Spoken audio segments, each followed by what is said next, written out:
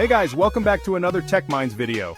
Today, I'm super excited to dive into a fantastic DIY project that turns your Android device into a VHF transceiver.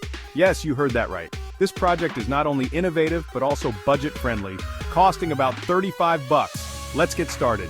First off, huge shout out to Vance KV4P for creating this awesome project. The best part? It's open source and available on GitHub, meaning you can tweak it to your heart's content or even contribute to the project. Now let's talk components.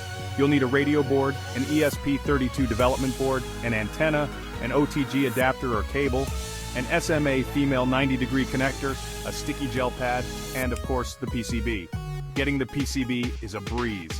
Head over to JLCPCB, upload the PCB files, and place your order.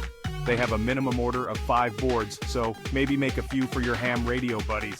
The PCB includes a filter network, and I recommend using the assemble feature to get the surface mount components pre-soldered.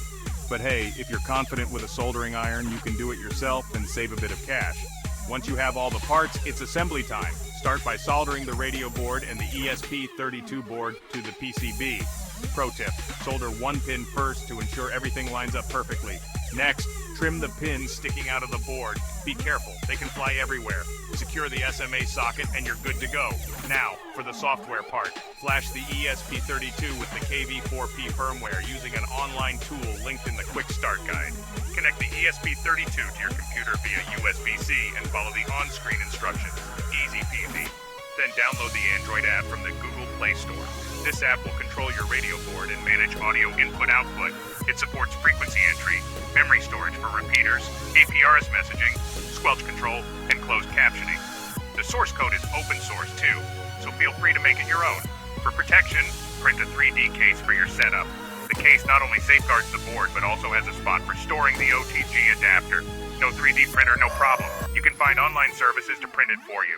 This project is a game changer for ham radio enthusiasts. Imagine the possibilities.